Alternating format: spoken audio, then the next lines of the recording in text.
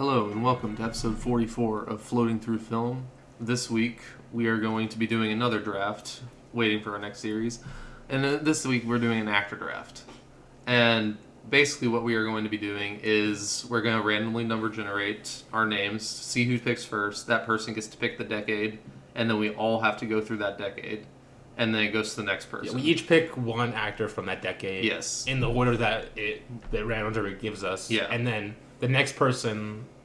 they have to pick the same decade. They can't pick another. Yeah, but then after we pick the decade, the second person in the draft order gets to pick the next decade. It will make sense when we get into it. It will. It makes it easier on us also. So that's the main reason. It's more coherent. Yeah. Let me introduce my host since Willem's already joined in. Yeah. But introduce yourself. Hi, I'm Luke. Yeah.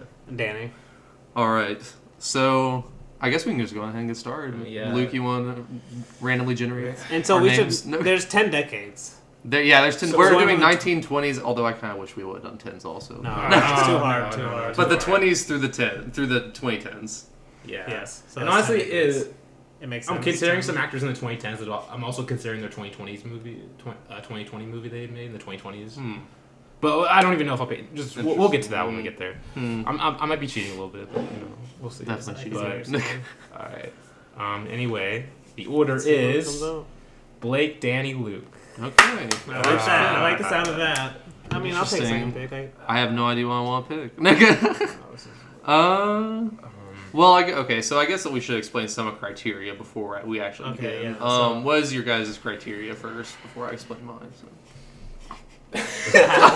Putting you guys on the spot first. I mean, it's tough. Like, what is a good actor? I guess Yeah. we should do. Did you mention at the very beginning how we're going more by performance too? Yeah, we're more like Performance specific. it's how we narrow it down to the decades because a lot of actors have worked in multiple decades. Yeah, like, it's how we pinpoint them. Performance we liked in a certain decade is how we pick a certain decade. Not to get it too confused. It'll make more sense as we go. But I don't know. Like, what are my criteria? Like, I guess it'll come out throughout the podcast. Really. Yeah, probably. Because it's just actors have so diversified. It's it depends on the movie they're in, you know. And one thing about actors too is like they can show a lot of range. Yeah. So you can that's what's cool is like you could pick an actor, but when we're picking them for a certain movie, it could be even a movie you wouldn't expect. Yeah. You know. Yeah, and some actors, you know, they're like, you know, like say like Daniel Day-Lewis, who can like, you know, like his performance in There Will Be Blood is like super over the top, you know, very loud. But some actors, you know, are more subtle, and so we'll see like which ones we prefer. Yeah, because I'm kind of interested. Like I'm interested to see because I'm trying to go more instinct based, like based on what I just look at on my letterbox for each decade as we go through it. Because I'm curious to see like what acting performances I'm even drawn to. Yeah. Even naturally. So I prepared especially for like the earlier decades where it's a little harder, but once we're getting like to the 60s and beyond, like. I have there's so many movies, like, it's hard for me to go wrong, you know? Yeah. And I guess I wanted to mention one thing. It's funny with actors, though, because it's not like, I don't hate on actors or anything, but I think they get overrated on why a movie's good a lot of the times. And the other elements get ignored. You know, like, the Oscars is, like, celebrating actors for the most part. Yeah. And, like, for the amount of control they have over a movie, like, they shouldn't be the cinematographer should be celebrated more than actors a lot of the time. Yes. You know, or like literally who's lighting the set. Yeah, and like it tells that like a lot of like great directors have used non-professional actors to success. So that's what I'm saying. Yeah. So like that's why we're picking actors for the most part. I mean, for a lot of it, I'm assuming we're not going to pick any non-actors, even though we are going by performance, so we could. Yeah. I consider Lamberto Maggiorani from Bicycle Thieves. Yeah, I have on my. I was looking at that was 40s too. Yeah, but we'll see what happens. Yeah, Blake, you never said your criteria though.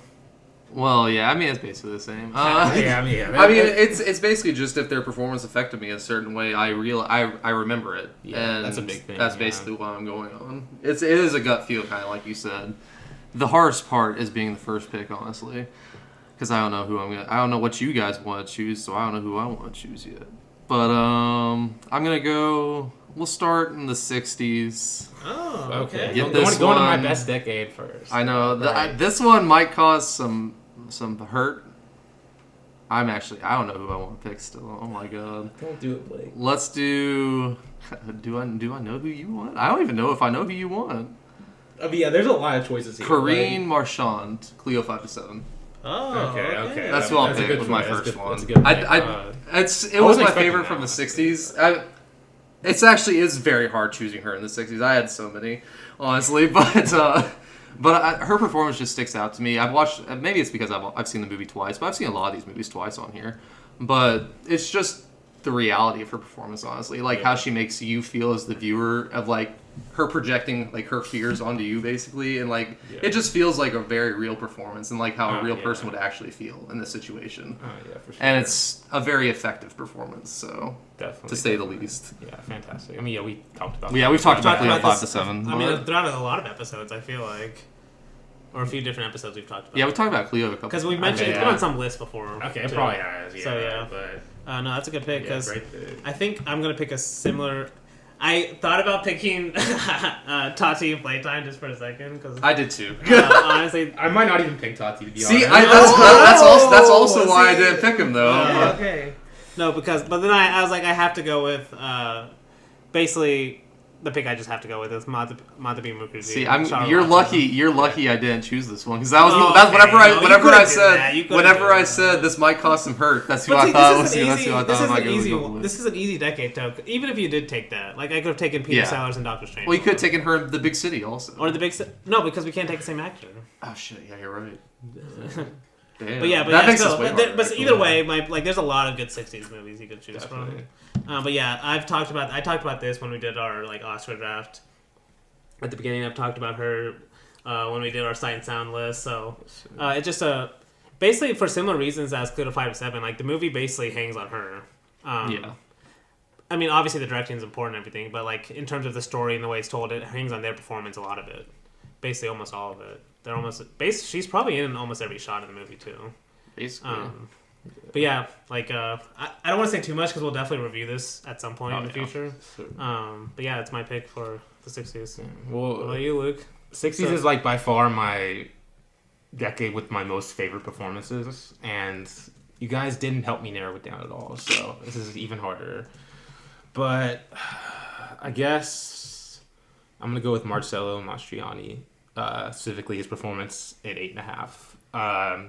But also, I'm obviously going to give him credit for La Dolce Vita because it's one of my favorites. Yeah. But with Marcello, I mean, we've talked about both La Dolce Vita and 8.5 on the podcast. But to give it short, why I love him in both these movies and him as an actor is he's so good at playing actors who are on the surface, like super, like, you know, they're like super suave and like, you know, smooth but like on the inside though, he portrays like I don't know, like differing emotions, like turmoil on the inside so well. He's so good at making that mask, but Civic Momoty perfectly like can briefly show that inside emotion. He's just great at masking it, and he's just like he's such a entertaining actor too to watch on screen because like obviously what I just explained is more of his like dramatic performances, but he's also a really good comedic actor too. Yeah. Like I mean you've seen The Slightly Pregnant Man, you know how good he is in that. Yeah, he's awesome. Oh man, but also in Divorce Italian Style he's great. But yeah, love Marcello. I'll watch anything he's in to be honest. But yeah, that was tough. That was tough. Some others that was tough. Some others that I was considering: Elaine Delon, Monica Vitti, Catherine Deneuve, Tati, of course. But at the same time, I wanted to pick Tati, but at the same time, like it's like I kind of want to talk about other actors. I already was gushing over him for a whole series. So but yeah, that's my '60s pick. Okay, so I'm next, right? Yeah. All right. I think I'm gonna go with the 1940s. Oh no! Oh god! What? No, the person who I said I was gunning for before this is in the 40s. So I don't think I'm going to take your pick because I'm Okay. going to take one. I'm not cheating because it actually counts, but Maya Deren. Okay. Nice. She acts so. Yeah, she does. She basically acts in almost all her movies. No, there's a couple she's not in, but yeah, I'm taking Mesh this afternoon too. Okay, sweet. I mean, obviously, I kind of have to, but like, she plays like 3 different roles in it, or infinite roles depending on how you see it. Yeah. And she also directs it, which obviously is a cheat for me, so that's why I'm picking her. And I've talked about it in other episodes, but really, I mean, just for her acting, like, honestly, like just the way that I always think of the shadows in the movie, the way she Yeah. uses her shadows and stuff. It's so well done. Like, Well, her face is amazing. In the yeah, movie her too, face, so- her like almost like lost expression some of Yeah. the times, and like the way she gets shocked, but when she sees the mirror guy and stuff, just it's not that long too. So yeah, definitely watch it. But yeah, my Darren. Oh yeah, it's like only 15 minutes. Like, Yeah. Great pick. I'm glad you didn't take the person I was really hoping. I you would. honestly, I think Yeah. I know who he's going because I was thinking about Yeah, taking her out. Is but, that her? Yeah. Okay, I'm picking yeah. Setsuko Hara Yeah. from Late Yeah. Spring. Oh, I was okay. thinking about doing that with my 'cause first pick, this- but This is the one I was going for because like she legitimately gives it's like a top 3 favorite performance of all time here. Like, and I knew you guys probably would be hoping to take her too. I felt like because I know both of you love her performance, but Setsuko Hara just in general, she's so good at. First of all, it helps she's an Ozu regular because like I feel like all the Ozu regulars they direct in such an Ozu style that's like already really good, but she's so good at it because she's kind of like Mastriani in the way that she's great at like kind of portraying the conflict between leaving her father and wanting to stay, and she's great at, like she's her smile first of all to hide it, and then displaying that later in the movie. It's just she does it so beautifully that it stands out to me whenever I think of it. It's definitely my favorite performance in an Ozu movie. But I don't know if you guys have anything to add, but I'm yeah. No, it makes sense that you're scared I might pick her. Yeah. No, yeah, this is honestly low-key a good, from what I've seen. Like, 30s and 40s, I definitely need to see more. oh, I yeah. definitely Is another 30s for lesson I me, learned for from sure. doing some research, at least for this episode. But it was unfortunate that Morishira and the Red Shoes fall in the same decade as Setsuko Hara in Late Spring because You could have taken her too, but instead. But like Late Spring specifically is like my hands down favorite Setsuko Hara performance. So I felt like I was glad to take her. Also, 50s is also kind of a stacked decade for me. So 50s is definitely a stacked decade. So if I take Chaplin here, no one else can take him again. You can't take it. I mean, we should be able to call out, like, bullshit. No, Dude, Monsieur Verdun. Monsieur Verdun, yeah, makes sense. But that's not I'm Chaplin. asking though. I'm Oh, asking you can. You can take it. No, I'm asking. Does that remove him from Well, the that rest? would of remove it? him, yeah. No. So do you really want Chaplin? I mean, actually, that's not a bad. You're just trying to talk him out of it so you can take him. You know, like, Chaplin, Oh, I mean, who else you consider? I'm gonna do. Who'll help you pick? Well, shut the fuck up. I'm gonna actually pick someone that I don't think you guys would be expecting. Enzo Staiola, the little kid in the Bicycle Thieves. Oh, I thought you hated the kid in the bicycle. No, I actually liked him. I thought you hated his character. I remember you saying this. I don't. I didn't say I hated the kid. I said I liked his performance though. That's the thing, because he makes it believable. Bro, you know what I'm talking about, right? I didn't say I hated it. We'll have to find the tape. We'll have to find the tape. Like, insert it in the middle of the episode. I didn't say I hated him though. Okay, but keep going. Fine, I'll change my pick. No, that's a good pick, though. Because Monsieur Verdun. no. I'm changing it. I'm causing chaos. Okay, no. You could Chaplin, Monsieur Verdun. Either way, we're gonna go back and find out. We gotta because I could have swore I said I liked the kid, but I don't remember. You might have said what you're saying too, but I don't remember. I don't remember. So. I remember you hating a kid, and I'm pretty sure it was the bicycle thing. I'm almost sure it's the bicycle. I'm almost sure. But it might have been me too. No, it was Blake. I was, think I okay. remember it was Blake. But he might have like switched up on the podcast. I might have, honestly. Well, I don't remember. But Chaplin, Monsieur Verdun. Okay, all right. Honestly, this is not his best performance to me because his best performance is actually in the 50s. But it's the best performance I've seen in the 40s, honestly. Okay. Hey man, you can't. What? Suzuka Hara though? Okay, well that would have actually been my pick, obviously. Okay. But No. which is why I was thinking about doing that one with my first one. But and it really hurts me that I'm not going to be able to take Chaplin in the 50s.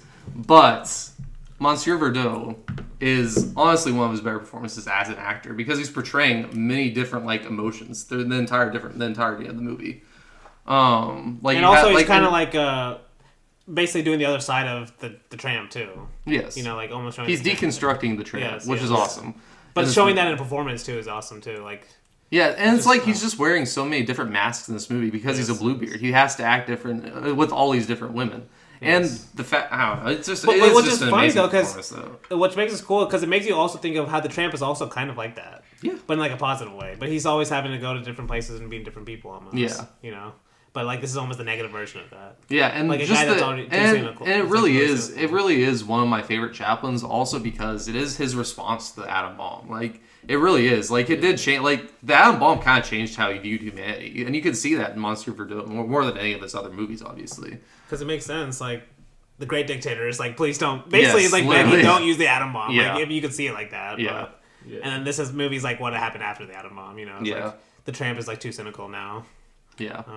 No, it's a good pick. I was hating, but because you literally said in while you were just talking how it's not even your favorite performance. But, Well, it's because Limelight's my favorite performance, obviously. Limelight, but I have other City picks Lights in the too is 50s. like probably is like performance wise maybe his masterpiece. I have better picks in the 50s than I do in the 40s, though. So Yeah, that's actually a good point. But No, that's not. It's a good pick because we already said we're going mainly for the actor too. yes, and Chaplin. I mean, Chaplin was going to be picked regardless at Yeah, some he point was, today, that's so something. might as well make it early. But yeah, so that's the 40s. All right, Luke. all right, I'm. This might be unexpected, but I'm gonna go 90s. That was unexpected. Okay. Ooh. Yeah. Why? Let's see. Well, there's a certain director, a certain actor I'm also gunning for, and I'm sorry, Blake, but the actor is Li Kang-shang. That's fine. I have a different person I like as well. Li but- Kang-shang and Viva Leomore. I could have picked any of his performances, but I mean, Li Kang-shang, he's literally like he was born to like play in a Simon Long movie, like literally like tailor-made though, for him. yes. His face is like it's so, how would you describe, like expressionless, but like at the same time It's so expressionless but full of emotion at the same time. it's really confusing. It really is. Like, especially whenever you just like it's the header on Letterboxd is always what I think of. Just him Honestly, riding yeah. the motorcycle. Dude, it's just like it's so you can aesthetic, feel bro. his emotion in the movie while Dude. it's just like he's just a blank face, like almost like Buster Keaton almost. But Yeah, but I love his Viva L'Amour performance because this is like his most. This is the most Simon Long perform. Like, yes, it is one of his most signing. yeah, that's what I would consider. Yeah, and he like literally like he talks in like 2 scenes in this movie. I'm pretty sure, like maybe not even 2 scenes, like maybe 1 scene in the movie. But he says so much without saying words. Yeah. And that's just particularly a reason why I also love Simon Long. But for sure. other than Viva L'Amour, I just want to shout out his other performances. Rebels of the Neon God, The Hole. Yeah, The Hole was my. What was the Time one Is I It would've chosen, There? probably. And The River, too. Yeah, But, all yeah. phenomenal performances. By him. amazing. Also, his performance is his 2000s, but he was in Goodbye Dragon Inn for like a little bit. a little bit. Just shout out to him. Yeah. I mean, he was the projector in that movie. but- You're continuing your goal of like mentioning that movie every Exactly. Every This episode. is exactly what I'm saying. So, can I pick a different actor from the same movie though? Yeah. You can do that. Young Curry May, the actress, to play along with Li Okay, yeah, that's a good Shang pick. and Viva Yeah, L'Amour yeah, is my yeah. choice. Yep. And it's because of the exact same way, except her face is not as blank as his, obviously. But I still remember the end of this movie. Dude, the And final- it yeah, breaks the my final heart. scene. I love the end of this movie so much, dude. It's like, what is it? Is it 5? It's minutes? a long time. Yeah, it's a long time. Oh, But it's literally just the same thing you said. It's just, I mean, and I really need to watch Viva L'Amour again, just first off, because it's one of the ones I haven't rewatched from him, because I've rewatched a lot of his. But it really is his most, like, maybe it's his most emotive movie, kind of, like, where it makes you feel the most. Okay, yeah. I don't know, I because he has the feeling of loneliness throughout all of his movies, but in Vive L'Amour, like, you actually really care about the two characters a lot in this movie. And I also, who's the actor who plays the supporting in Viva L'Amour and also is in one of the main characters, Rebels of the Neon God? What's that actor's name? Because he's amazing too. I actually considered him as well.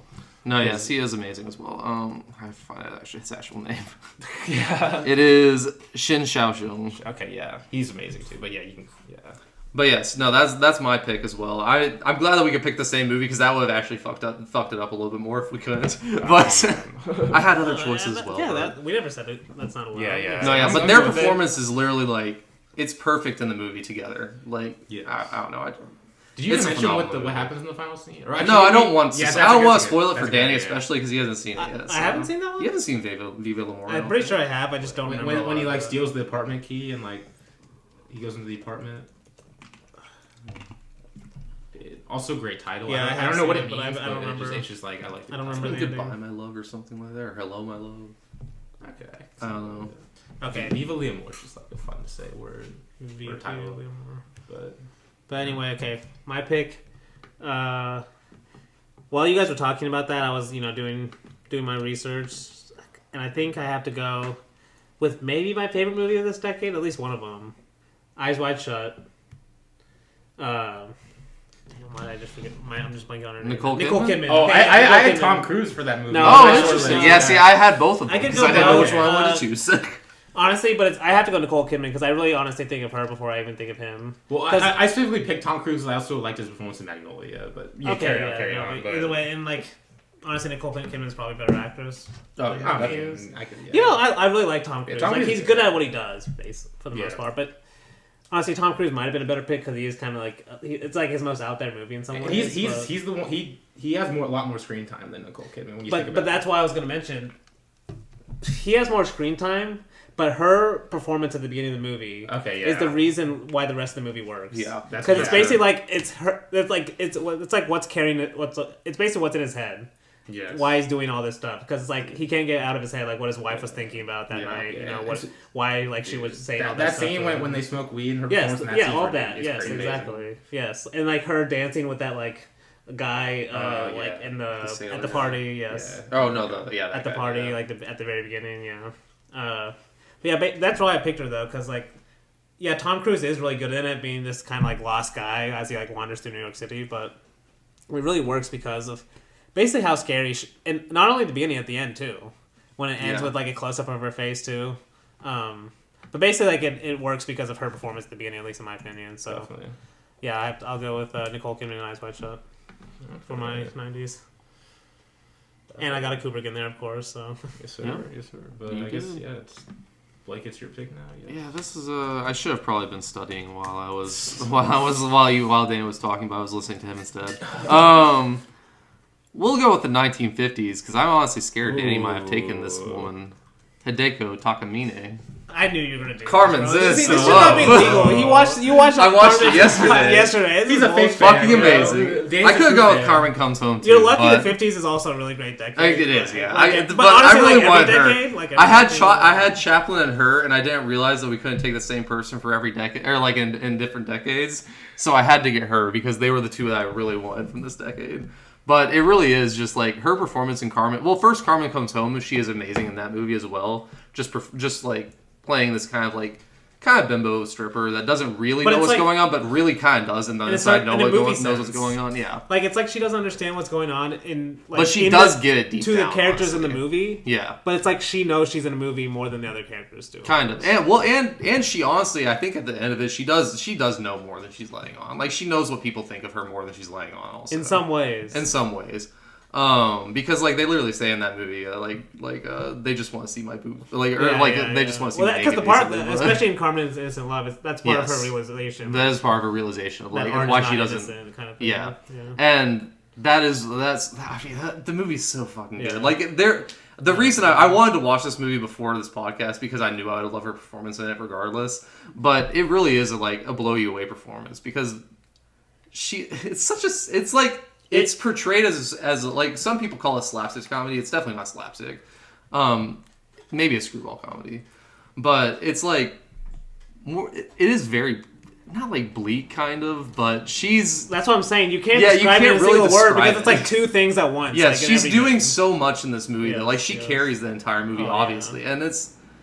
You just buy everything she does. But it's her. It's she buy all of her emotions. It's almost like she knows that there's going to be so many. There's going to be Dutch angles on her the whole time. It's basically. But she's still a character in the movie. Though. Yes. It really is an amazing performance because at least on Letterboxd, I know you saw this review too, but someone said that Kinoshita made this movie, or he thought of this movie originally just for her. Yeah. And that, and you can really tell because they could tell he wrote this movie specifically with her in mind because there's. You cannot just put any actress in this movie. No. Almost because I knew we were going to talk about this performance. Yeah. I was thinking about this, what if you had just put, I don't know, Gal Gadot in this movie, or this role or something. Or even, maybe even a better actress, but someone who's just who's an average actress? The movie would just not work. You would have to stop filming on the second day because it'd be okay, this just doesn't work.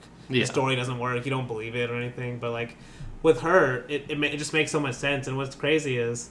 Because most of her other movies are way more melodramatic. Yeah. She's way more just slower, like I don't know how to describe it. Subtle, Like more or- subtle, yeah, subtle. I guess subtle is a good word. But this one, it's like the exact opposite. She's very out there. Yes, and exactly. it's awesome. Yes, But, it's so good. And it honestly is it is definitely partially attributed like Kinoshita and just the way he understands kind of how his countrymen were feeling at the time also, because there are a lot of mentions, especially in this movie, of like rearmament and the atomic bomb multiple times. Like it just adds to everything in this movie. Like the mom character, I could have chosen her from this too because she's fucking amazing. I don't remember her name, but she is fucking amazing in this movie. The son's amazing as well. The fiance to the son is amazing. Like every performance of this is just like amazing, honestly. But she's the one that carries the entire thing. Yeah, If you don't believe her, yes, yeah. then you're not She's going to believe the Carmen. movie. She is Carmen. Yeah, she's Carmen. That's I just had to get that one though. Of course you did. Of course. Haha. Okay, is it my turn? It is. I mean, yeah, this is also a really good decade, and there's another one that maybe is basically on the same level, and we've talked about already. Julieta Messina. God, Let's go! I mean, it's like like the pay it forward, like at fast food. This is like the opposite. We're paying it backward. We're stealing from each other. So That's literally who I was gonna pick. I knew. So. I kind of knew it. I would have picked her if. Hey, Blake it's had your picked her, fault. so It's all my fault for picking Chaplin last year, or the 40s. Okay, but we talked about Knights of Cabiria obviously a few episodes ago. Yeah. But like, this is the thing. Like, I don't know if I mentioned at the beginning where I said like, when I think about movies generally, I don't think about acting as much. But there are certain movies where, like, how there's certain movies where if you think of them, like you might even think of the color red or something before you even think of anything else. There's also certain movies where you have to think of the performance before anything else, but that's only certain movies. Like people act like that's all movies, which it's not. But there are certain movies where you can't separate the performance from the movie itself. Yeah. And like we've been picking, a lot of the times it's based on a single guy or a single woman who's carrying the whole movie, right? Because that's what we've been picking. But this one, Flea's like he's almost he trusts Julieta enough. Yes, yeah, but that's what I'm saying. That's what it takes a lot of the times. Like when you are making it based on a single person, you have to trust that actor to carry the movie. It's almost you're like letting the camera hang on them. Yes, letting the performance just stand out instead of cutting a lot or having multiple characters or anything like that. You trust, like you said, that's a good word. And obviously they were married, so obviously you trust her a lot. For sure. And that's probably what makes the movie great in a lot of ways too, because Flinny obviously would have understood her in ways most people wouldn't have, from them being married. Yeah.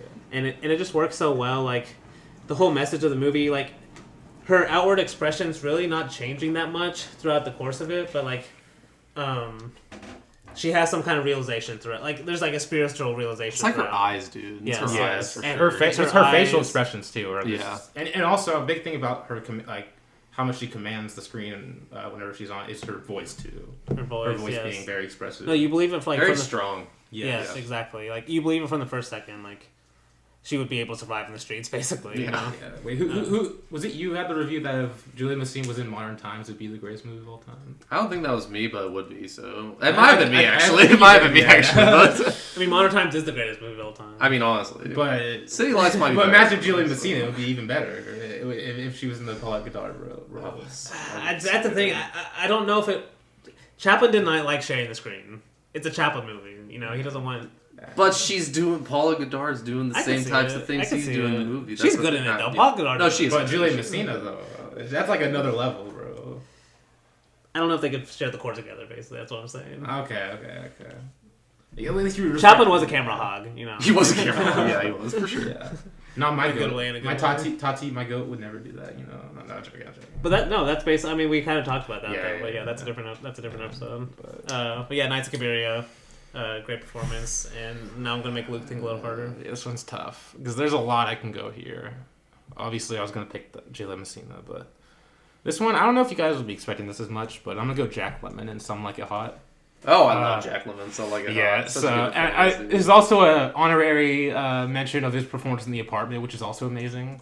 But Some Like It Hot, he plays. Jack Lemmon is just one of the best comedic actors of all time. His comedic timing, his voice is very fits the genre very well. His fast talking, just kind of how hyperactive he is, it just fits perfectly. And like Some Like It Hot, he obviously he has to act as a woman in a lot of the movie, and he plays it like he's not playing it where you're like, oh yeah, he's definitely acting like a woman or anything, but he makes it just so comedic. I'm terrible at talking about how good acting is, but no, it's one of the funniest movies ever made. Honestly, he's just a fantastic comedic actor. And honestly, the thing I think about the most is his face at the end whenever they're driving away on the boat. Okay, don't spoil it. Okay, I won't spoil it, but I love his face at the end of the movie. So, yeah, but yeah, he just I could watch Jack Lemmon act out anything, basically. Yeah. But yeah. Wait, is it? Hey, Danny's next. I think it's my pick. It's your pick. This is a tough one. I think I'm gonna go just because I want to talk about it. 1920s.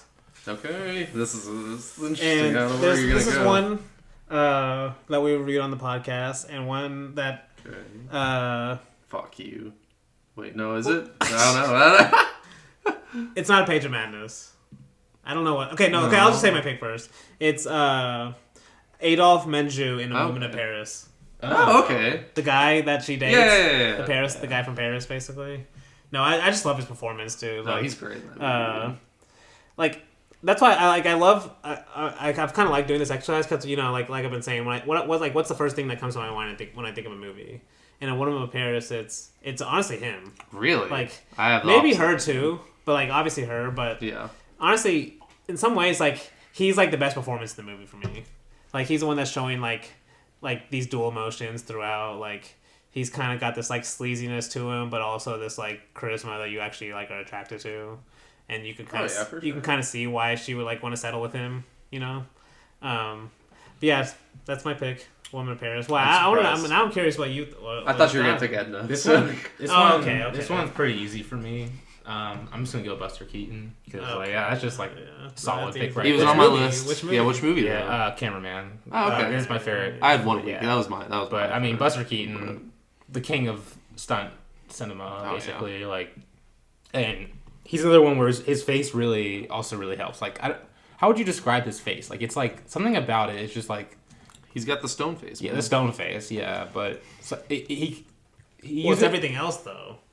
All of his movements and everything. That's what I kind of was like saying that with the stunts too. Yeah, like he's great. He's a great physical actor, of course. Yes. As he had to be if you wanted to. I mean, this is kind of a side thought, but did you see that new series coming out? Yeah, I don't know about that TV series. Why think Matthew Reeves directed? That's fine. Matthew Reeves and who's the actor? Rami Malek. Yeah, he kind of looks like Buster in a way, honestly. But why do we need this? Yeah, that's true. We'll see. Are you gonna watch it? It's a TV series. Can you even call yourself a Buster Keaton fan if you don't watch it? Okay, stop it, dude. Oh god, I want to like honor his legacy by not watching it. But yeah, Buster Keaton. I mean, what is there to say? It's Buster Keaton. Like, and we also reviewed that movie too. We did. Shout out to his performances in Sherlock Jr. in 1 week as well. But he does some of the craziest stunts I've ever seen, and like. Some of the stunts he does, they're like so dangerous that like a lot of people today haven't even replicated them. Like, yeah, they're just like so inventive and risky. But yeah, Buster Keaton. All right, so this one's actually hard because I have 3 people I'm torn between. I don't think I'm going to go with Emil Jannings, who is a German actor in The Last Laugh. He is amazing in that movie.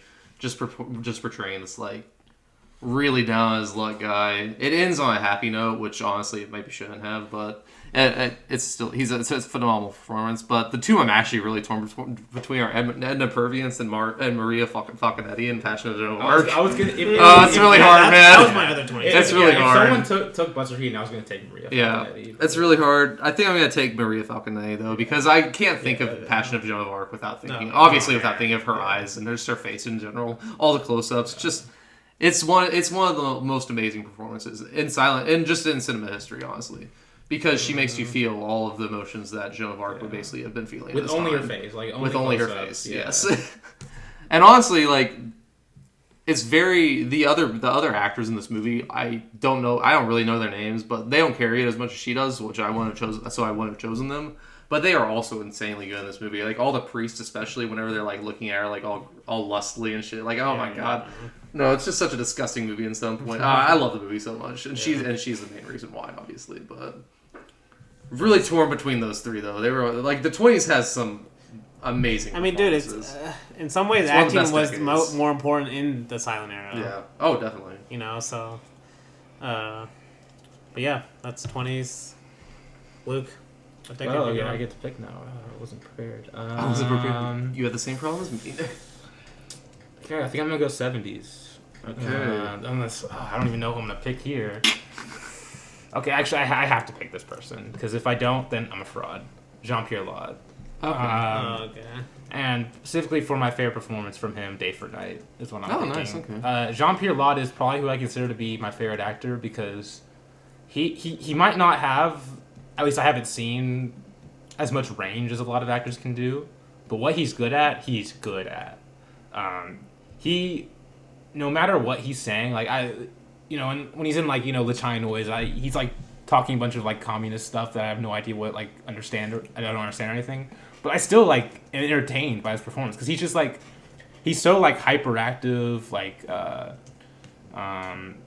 just very like what would you call like Energetic. I don't know. like almost like bipolar. bipolar. That's a good way to say it. Like, Maybe not quite bipolar, but he's kind of got like you never know what he's gonna do next. Energy. yeah, like he's just like he's like Big chaotic yeah, energy. very chaotic. Yeah. When he speaks, You can tell like, he's a good.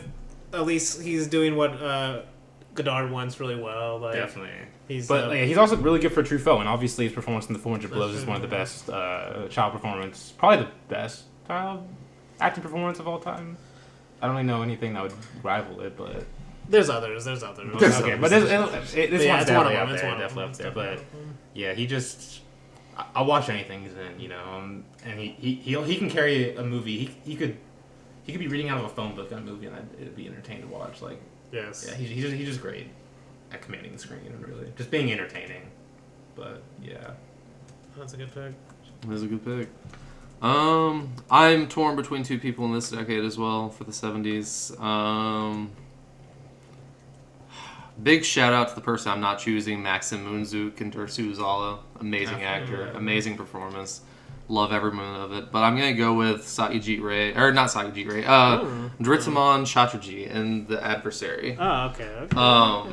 Mainly because that performance is one that I don't think will ever age, because he's literally has the same amount of feelings as like if just any 20-year-old basically.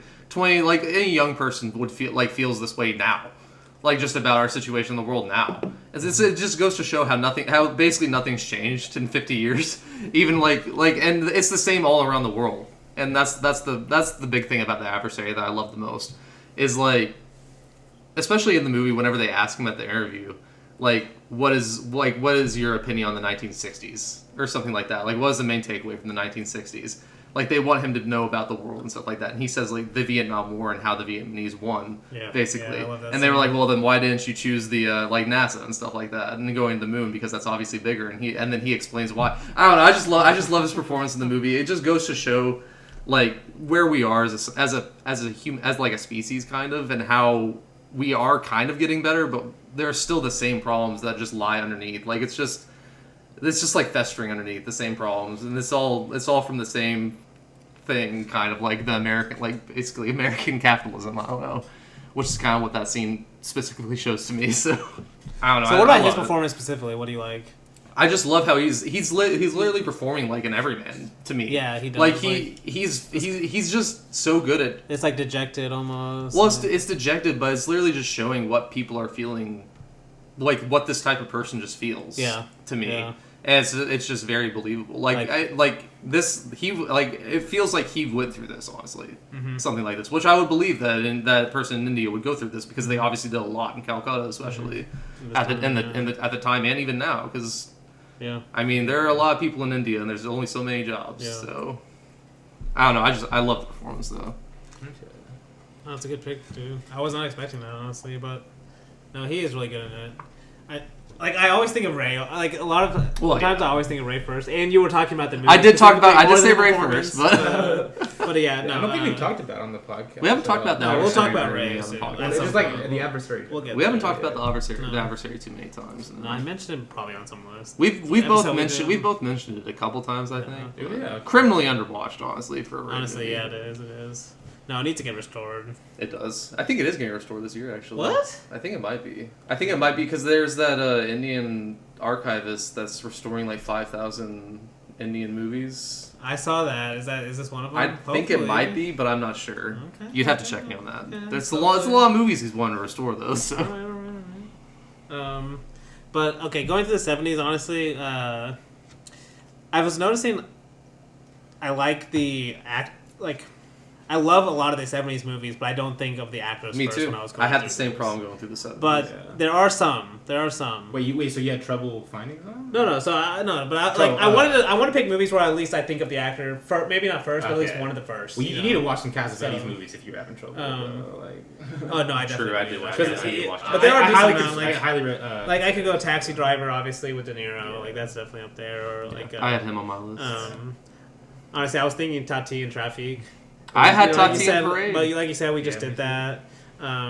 So I think I'm gonna go with Klaus Kinski and Aguirre. I had him as well. Yeah. It just, Okay. I mean, just look at the fucking poster. That's Yeah. all you need to know. You know, like it is like.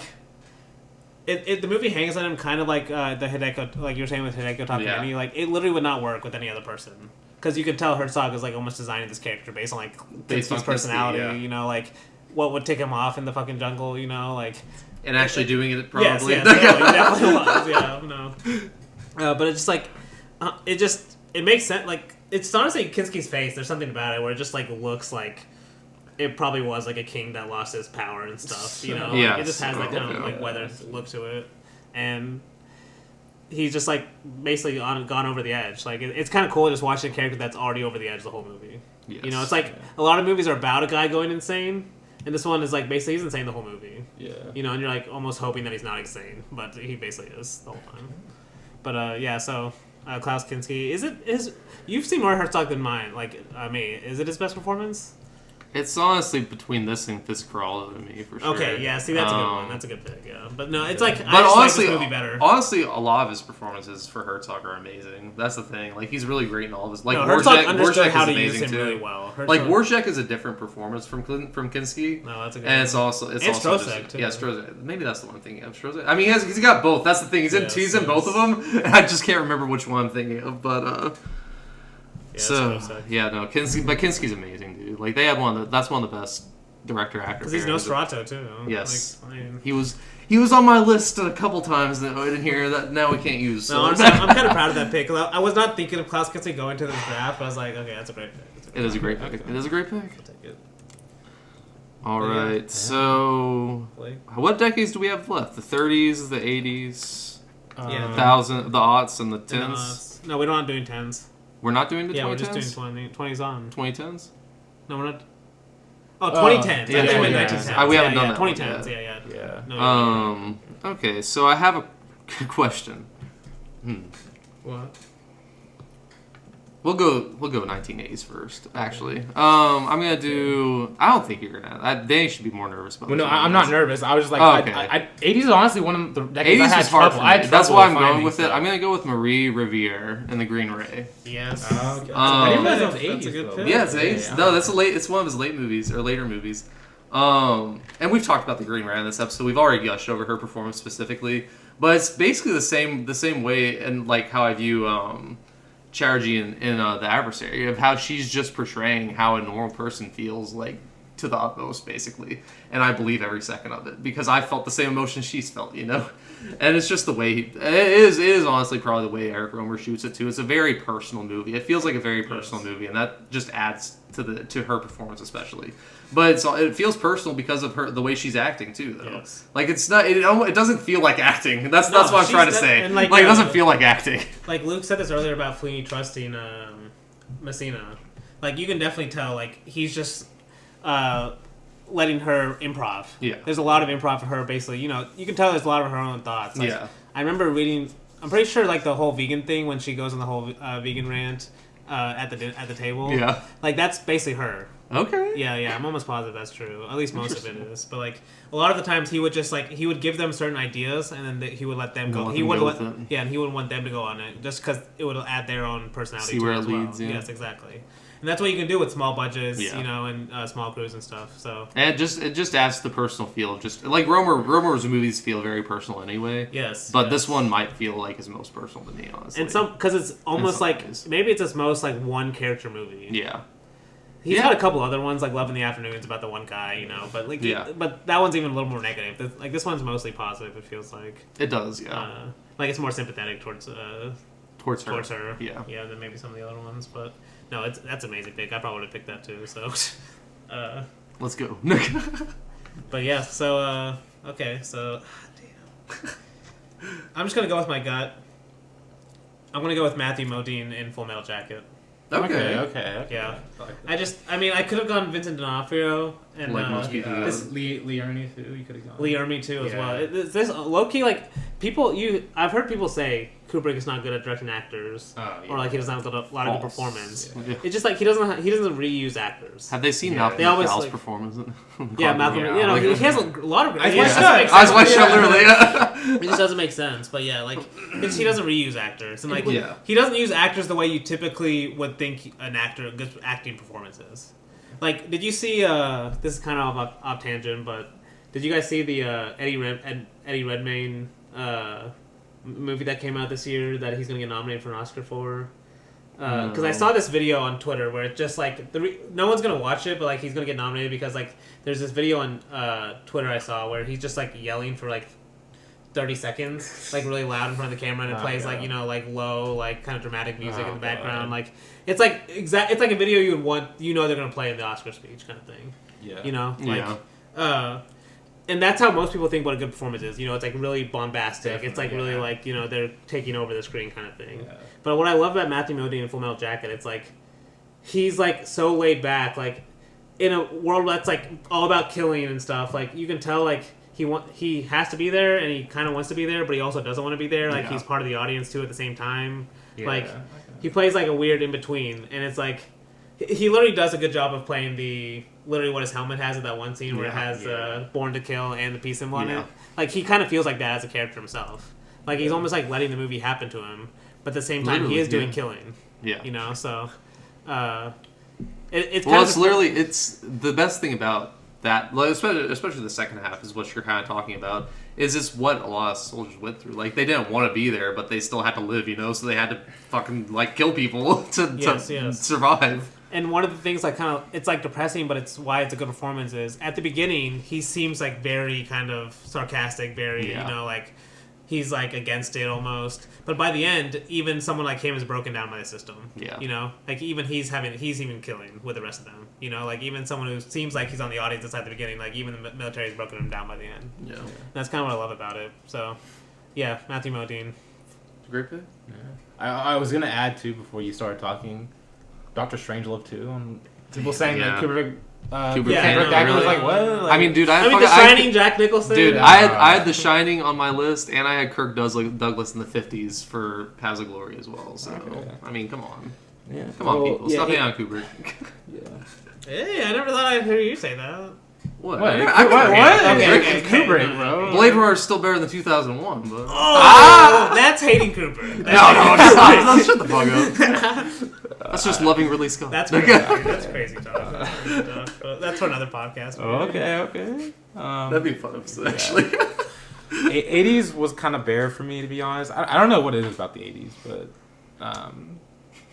it just wasn't as bad. I had a harder time choosing this one than I thought I would, honestly. So, but I guess this one you probably wasn't expecting this performance, but Harry Dean Stanton in Paris, Texas, which I don't think any of you guys. I haven't seen Paris, Texas. I haven't seen it. So I probably shouldn't go too in depth because it's hard to talk about without spoiling the movie. But he in Paris, Texas, basically plays a guy who is picked up by his brother after being wandering the desert with amnesia, basically, or not really amnesia, just he's been out in the desert under the sun so long that he's basically has forgotten basically a lot of stuff, and basically it's him basically the whole movie is basically about him coming back to his family, facing his family, parts of his son and his wife, and basically how he basically reconciles with them and basically connects back with them and the trauma that comes with it. But he plays it in such a subdued way that it's a very subtle performance, but it speaks a lot. And Harry Dean Stanton talking is like there's just he talks like kind of like slower, like more slowed down, but he makes his words like sound so powerful at the same time, which also is a testament to the script of this movie because it's a fantastic screenplay. But if you've seen Parasites, you know there's a certain monologue towards the end where this comes true, which I can't go into because that's a big spoiler. But yeah, highly recommend you guys watch Parasites. Oh, I definitely will at amazing. some point. But yeah, Harry Dean Stanton. Also, he has a supporting performance in Repo Man that I really like. But yeah, still somehow haven't seen Repo Man either. Yeah, you need to do that, bro. I know. Okay, so is it my pick now? It is. Okay. I've been trying. This is like I feel like I'm cramming for the test here on this one. Oh damn. There's like it's not my favorite decade, but there are some good performances. You know what? I'm gonna do it. We're gonna take a comedy. I'm gonna go. Wait, which decade? Oh, 2010s. Oh, damn! Interesting. I'm surprised. 2010s. Riz Ahmed and Four Lions. Oh, I love it.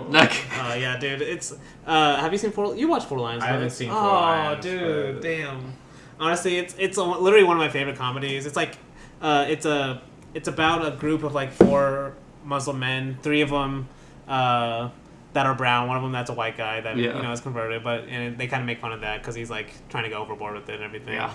But Riz Ahmed's kind of like he's the leader of the group, and it plays like what's so funny is because it's a dark topic of they're trying to be terrorists basically but they're so dumb like it makes it funny to watch, and that's what makes cheering for Riz Ahmed like weird in the movie is because he's supposed to be the straight guy know, but like it's like he's like filmed like a straight guy in a heist movie, but he's a terrorist. Yeah. And the group is really dumb, so it's like it's a comedy, but it's also like he's playing a serious straight guy. So it's a weird role. That's why I kind of wanted to pick it too. That's why I wanted to pick it more for the movie too. But I think he does a really good job. No, he is great. He doesn't carry it. I won't say carry. No, he doesn't like, carry it. But he does a good great job of playing at least somewhat the audience role of here's the at least kind of normal guy throughout. Because all the other guys are just like. But then his son will like walk out and ask him like what he's doing. It's like look at these bombs or some shit. No, because that's where it gets kind of like dark too. Because I mean, it is a serious topic where people become terrorists because they think they're doing it for better reasons, right? So that's why it's a very. That's why the ending is so good too, though. So. Yes. Yeah. Yeah. We won't spoil the ending. No. Four Lions. Riz Ahmed. I wasn't expecting you to 2010s. I thought we were saving 2010s for last. I also thought so too. So it kind of caught me off guard, but it's actually funny. I'm gonna admit during this podcast, I was set to go with someone specific, but then a performance popped in my head. It was a supporting performance in a movie in 2010s that I'm now gonna go with. But what I was thinking initially was going either Ryan Gosling or Rooney Mara, specifically for their performance in Song to Song. But be quiet. But instead, not Brad Pitt. That's okay. Life. I know. Jessica Chastain is the much best. better, but she's the best. in that movie. But don't want to go with Brad Pitt. Oh, okay. I see what you're doing. The whisper. I'm just kidding. Malakator over here. Not too much. Somewhat. Yeah, you gave it 4 stars. Like I was actually surprised because I went too low still. I like honestly, it. It's a good movie. Way too low. Regardless, you gotta give it another watch. Oh yeah, I definitely will at some point. Maybe a few more. A few more. Yeah. Well, we're gonna lock you in a room until you like. You're gonna Clockwork Orange me. 4 stars or higher, No. Okay, well, I'm gonna go. Well, the one that popped in my mind was Shinosuke Mitsushima from Hanagatami. Okay. Yeah. Do you know? I don't remember which one. He's not the main character. He plays Yukao, the student who was the wannabe soldier. The guy that rides on the horse with him? Yeah. Yes. And those were the 2 guys that I had in my mind. I also looked at Hanagatami just because I was thinking about maybe choosing one of them. But I honestly forgot. I looked at Hanagatami and I forgot about his performance. But then when I thought about it, I was like, holy shit. Like, it's incredible because his performance kind of, and his character really and how he plays it is literally an embodiment of the whole movie, basically. Hanagatami, is about how these students are being blinded by nationalism and being basically like brainwashed to fight in a war that eventually it will come to a dark end for all of them. And he specifically is basically a wannabe soldier in the student in the school, and basically is basically doomed to this fate the whole movie. Yeah. But and like you get a lot of him just like character building with him. Yeah, and, like, you learn more about like why he's this way. And there's he's honestly really sweet. That's the thing. Yeah, like, and there's a specific scene on the beach where it's like great scene. Oh my god. Just cinematic perfection in my opinion. But this movie is cinematic perfection in my opinion, regardless. But amazing performance, amazing movie. Please watch it for sure. Oh yeah, I'm talking to you, Danny. I haven't seen it yet, so that's why I wasn't saying anything. Yeah, but Obayashi is like he's one of those guys where it's like, okay, this is the year I'm going to spend Obayashi on, for me anyway, because he has so many movies. He does. I still. And I like going in order. Yeah, so I still haven't. I'm like, damn, I'm like years away from getting to that. Damn, I'm like years away from getting Obayashi. Because dude, he made movies in the '60s, didn't he? Yeah. That's what I'm saying. No. Oh, 70s. Okay, 70s. But He started. Just watch. You don't have to go on. You can just watch. But you're the one who even says like he's like referencing all the Japanese cinema and stuff. Or That's Labyrinth Labyrinth Cinema. But you would also be able to watch that just as well. Yeah, too. It's I fine. haven't seen enough Japanese cinema though. That's a problem. I didn't either. It was amazing. Watch it. Okay. You can watch it. I will. Okay. This year I'll watch it. You can hold me to that. I will force We you will, to. yeah. If Blake watches The Tree of Life again, I'll watch it. What? Why watch The Tree of Life again? Why watch it again? That actually would be a fun. The extended cut too, Blake. I think I watched that one the first time. So. Oh, okay. Okay, the normal cut for sure then. Can I just watch the first 30 minutes and then stop? No. Okay, damn. Okay. Luke's getting so mad right You now. should watch it theatrical though. You actually might like it more. It's like 30 minutes shorter. I haven't even watched the extended yet. Oh damn. Yeah, double feature honestly. Double That would be honestly a sick double feature. Like honestly. One half of it would be for sure. Oh, the other half is up in the air. Okay. Just pick your pick. Okay. My pick is Andrew Garfield in Silence. I thought about that too. I also thought about the performance in The Social Network too. Oh yeah. He's good in The Social Network too. I just specifically love him in Silence though because he's portraying what a lot of Christians I feel like portray, or like even just what a lot of Christians think about. Like we would be so strong if we would go over there and like be a missionary and like not denounce God or anything like that. But then whenever you actually get over there and actually see the suffering they're not even just causing to you but someone else because you're not like stepping on the idol of Jesus or something. I don't know. It's just this is something Scorsese obviously has had on his mind for a long time. He has put Catholicism and just like religion in a lot of his early movies have this, and he literally did one on The Last Temptation of Jesus Christ. And this feels just like almost a perfect version of like what he's wanted to do, kind of. And he finally got to do it because he's old as shit and like he's really like it didn't make that much money sadly, but at least he got to make it and it was out in theaters. It already exists. The money part's over. Yeah, and it was hard for me to choose honestly between Garfield and Adam Driver because Adam Driver is the opposite of Andrew Garfield in this movie. Like he actually is the what most Christians would think they would be like if they went over there and dealt with that. Like have you seen Silence? Yeah. Okay, I love good. Silence. Yeah, because he's literally like the epitome of what the average American Christian thinks they would be able to do for Jesus, basically, like giving his life literally. But Andrew Garfield, in reality, is probably what most of us would actually be like basically just bowing to the Tokugawa shogunate so you don't die, and also to save other people. Like it's for a valid reason he does it, and it opens up just a lot of different questions about like would God actually fucking care about this? If you're doing it to save someone else, basically, or like if you're doing it to not cause someone else's pain, like I don't know, it brings up a lot of interesting questions that religion's been asking for years, and it's just Scorsese finally got to do it, and it's amazing. And it's Andrew he does such a good job of like showing that helplessness. Yeah. Of like once he's there, he realizes you're like what you're in fucking Japan. You're in Japan. Like there's no escape. It literally basically. feels like there's no escape once you're Yeah. like as an audience member too. It's like he literally can't get anywhere. That's why it's so important to show him on the boat before. Yeah. Because you see how difficult it is even to get there. So he's they're both stuck there once they get there. Yes. But that's a good the vision Scorsese had to cast Andrew Garfield, amazing. But and Garfield, he's such a good actor, honestly. Like I'm glad he doesn't do any Spider-Man. Well, he does, I guess. Yeah, he gets to do Spider-Man No Way Home, but but he's a good actor. Yeah, Oh, yeah, he he's seemed to good, be yeah. straying away from that now. Honestly. Yes, and I love it because I did watch Under the Silver Lake too. He's okay in that too. I think he's in that. Yeah. Okay, good. I didn't want to be remembering him, but all right, Luke. Oh yeah. Decade.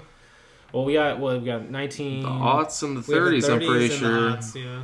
Why do you guys call it the aughts? That sounds weird. 2000s, yeah. 2000s. Just say That's 2000s. what everyone Aughts calls makes it. sense. Aughts is what Just everyone sounds calls weird. it. I don't know. So. But okay. Actually, I'm curious where that came from. Like, what does Yeah, I odd have mean? no idea what it means. I- Aught That's what I was must have confused meant, like, about. people use that for zero or something. Zeros.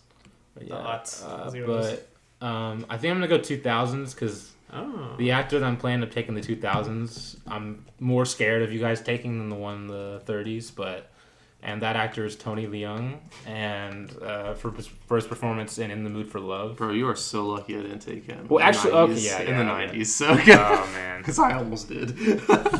I also have to give a shout to his performance in 2046. Though I think his performance in The Mood for Love is more impressive to me, even though I like 2046 a bit more than I love 2046 a little bit more than Mood for Love. But he's another one where he doesn't say much, he doesn't emote much, but so something about like his subtlety in his facial expressions. He's sexy as shit. in Yeah, this that movie. Like, helps too. damn. But like also his movements, like him, like staying still, like with a cigarette still going, and really, yeah, he's just good at like he often has that like he has that stoic face, but then he also has the moments of emotional vulnerability that really make the movie work. And The Mood for Love is just like a perfect movie in my opinion. So it always helps. But yeah, This is a better question. Is he the best performance in the movie?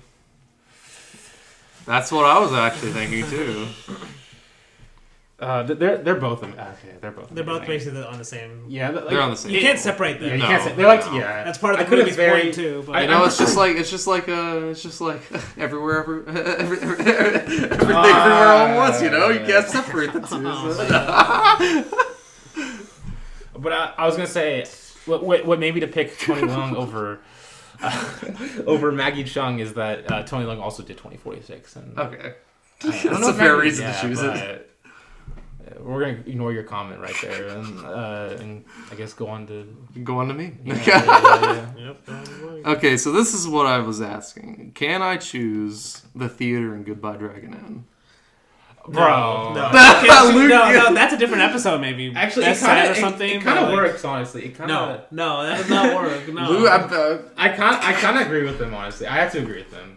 no. Okay, you picked the elephant in the Oscar episode. That's literally an actor, though. It's that's just, literally an actor. that's a living you don't get it. being. It is. The theater is living. The theater literally. There's a scene where the actor from Dragon Inn literally comes as a ghost out of the screen. It's not implied, but it's basically implied. It's not actually coming out of the screen, but it's implied. And he's sitting there watching with another actor, another ghostly actor. How does that make the theater itself? The screen living? is alive. The movie is alive in the theater. Okay, the movie's alive. Which is a good. And the theater is The alive. theater is literally like he's literally filming a theater crime. All right, basically. Blake can pick it. That's Let's fair. go. Okay, let's go. Okay. The Theater and Goodbye Dragon Inn. My backup was Shushi in Millennium Mambo, so I had a backup that was really good anyway. But The Theater and Goodbye Dragon Inn. I mean, there's a reason Sai puts this on, like, still puts this on his sight and sound list, and it's because it's so fucking good, Oh my honestly. God. Like, I'm putting The Theater on here because he really does make it feel like a living thing. It is a living thing in the movie. It literally is. Like this is where you can tell his love for this theater is going to be everlasting, even though it's not there anymore. You know? Yeah. Like it's really just a great snapshot of just like his love for this certain thing, and like literally him bringing it to life. Yes. Like it showing that it is basically alive. At least to him. It might not be alive to everyone, but at least to him, it's Especially definitely not to Dany, alive. apparently. Especially not to Dany. I need to watch it again. Yeah, you better. You know what? I respect the pick. Like, I can tell that at least in your head, you like literally think of the theater as a. Yeah, it's the movie. I'm just saying, like, Yeah. it's more like it makes sense because you could do like if we had known this from the beginning. Honestly, I would have thought of it more of like there are like in Playtime there are sets almost that are more alive than any of the people in it. You know, or like Not to the Not to extent the that effect, the theater. yeah. Alright, It's like the alright, theater okay, is I like guess literally that's- the main character of Yeah, the movie. there is That's literally the no thing, other main like- character in the movie. okay, alright, Well, that's fair. at least Playtime has Sheila, it does. Yeah. so Either way, I got it. Let's. I'm kind of mad I didn't think of that now, though. Let's honestly, but I don't have the vision. I don't have the vision. So I felt like, for the 2000s, I would go for, bring us back on track to go with a more logical pick. I already know what you're gonna. You know what I'm gonna say? You're gonna pick a Michael Bay. Shia LaBeouf? No. Even better.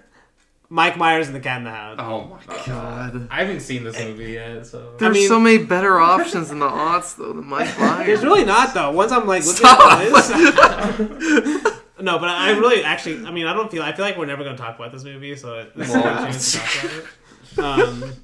No, to be honest, have you guys seen it? No. Yes, obviously I've seen Cat in the Hat a few times. Times too many, honestly. But. I've been saying how I like these roles where, like, it almost feels like the actors half inside the movie, half outside the movie. And Michael Myers is definitely like that in this movie. Well, yeah. That's part of the movie, but... Yes, exactly. And I think people, like, they go in wanting, like, a normal Dr. Seuss Cat in the Hat movie. And that's the problem. You're getting more, like... You literally are getting Michael Myers, like, in a Cat in the Hat movie. That's... I don't think people understand, like, how good that is.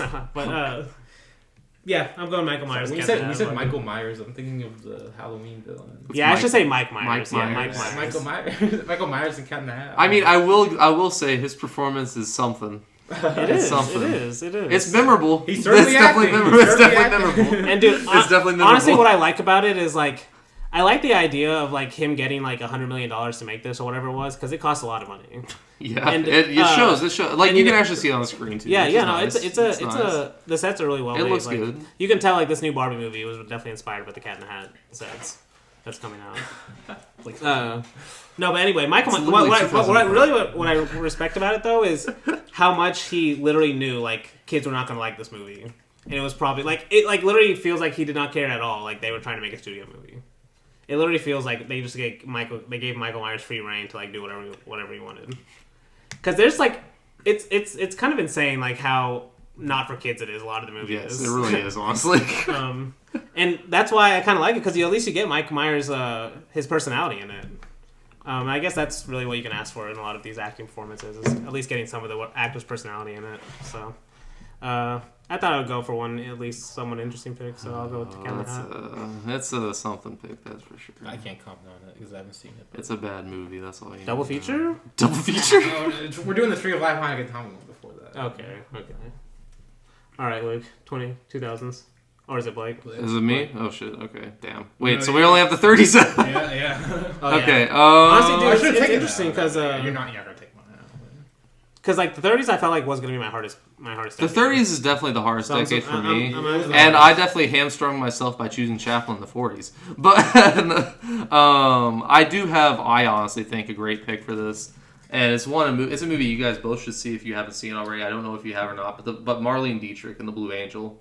No, I haven't. I could have also. I think Emil Jannings is also in this movie as her love interest kind of, but she plays a cabaret singer basically, and it's about her. And let me make sure it's Emil Jannings. I'm pretty sure it's Emil Jannings, but I need to actually just make sure. It's a Josef von Stroheim movie. It is Emil Jannings. Okay, so it's like basically their relationship this entire movie, and she is just a phenomenal actress in this movie. Like I don't want to say she carries because it is definitely both of them, but she literally has him wrapped around her finger the entire movie, and it's just I don't know. It's her performance itself is amazing, and the way von Stroheim films her, especially in her cabaret scenes, remind me a lot of Kinoshita, especially in like the Carmen's Innocent or Carmen's like Comes Home, especially like that.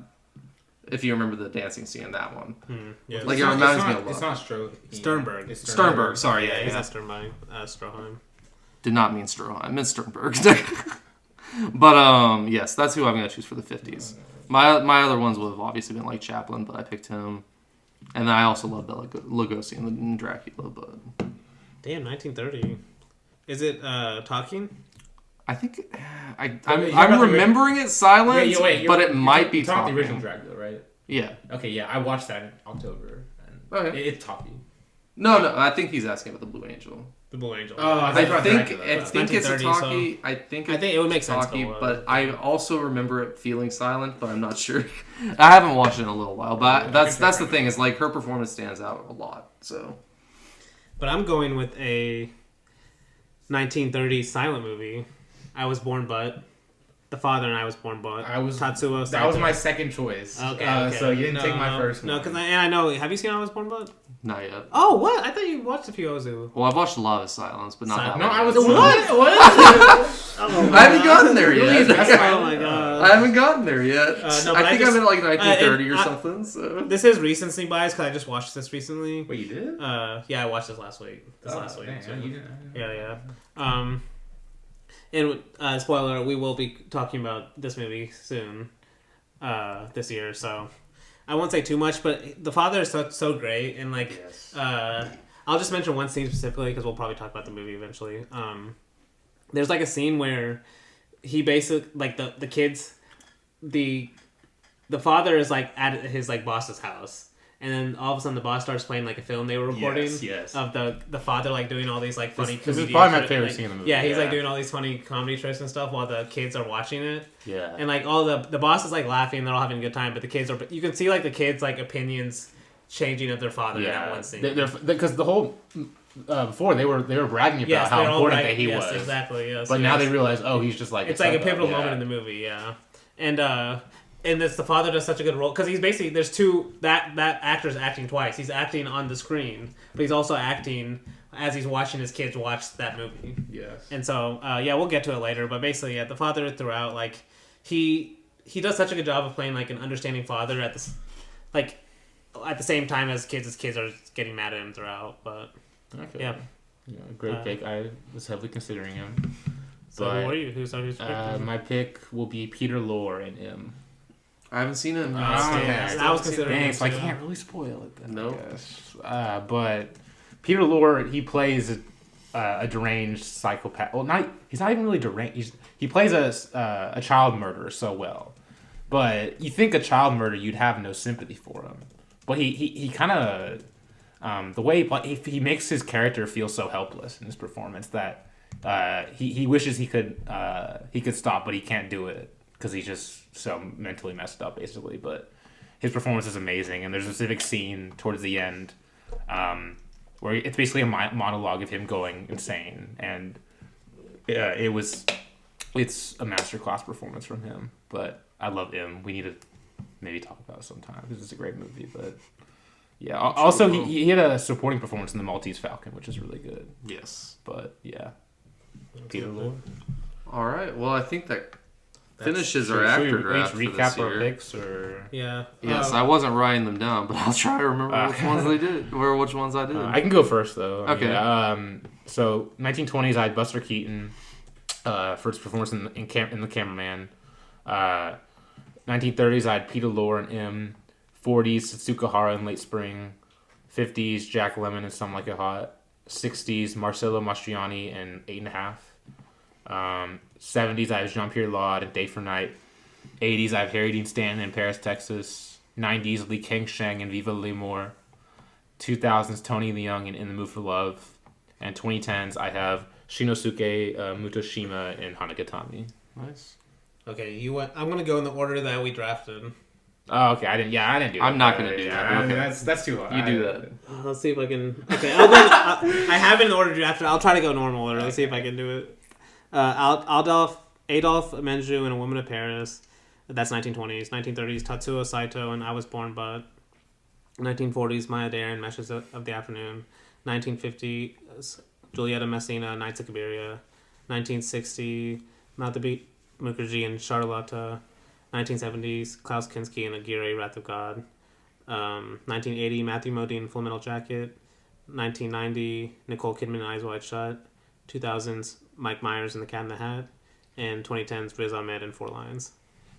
All right. So mine, 1920s, Maria Falconetti, Passion of Joan of Arc. 1930s, Marlene Dietrich, The Blue Angel. 1940s, Charlie Chaplin, Monsieur Verdot. 1950s, Hideki Takamine, Carmen's Innocent Love. The 60s, Corinne Marchand and Cleo 5-7. The 70s, Dhiritman Chatterjee, The Adversary. The 80s, Marie Riviere, The Green Ray. 90s, Young Karime, Viva L'Amour. 2000s, The Theater and Goodbye Dragonette. Yes, 2010s, Andrew Garfield and Silence. It's a good list. It's a good list, definitely a good list. And so that'll end our draft this time. And next week we are going to be doing Pirates of the Caribbean 1 to 3, followed by Transformers the next week. Yes, okay, yes. this is the big spawned by Brian and Danny's fight about this song, or not fight, but discussion about this on one of our very episodes. very loud discussion. So definitely be looking forward to that. We'll watch the first 3 Pirates movies, which are all long. I really wish I would have known we were doing this last week. Yeah, I would have probably watched at least one, but that's okay. The first one's not that long. The second 2 are long. Oh yeah, the second 2 are long. Yeah, they're fun though. They'll go by fast. Fast and Transformers. Yo, definitely Fast and Transformers. No. I'm just trying to. You can already see where I might be leaning, but this is bullshit. this is bullshit. Okay, so until next week, we hope to see you guys floating through the clouds.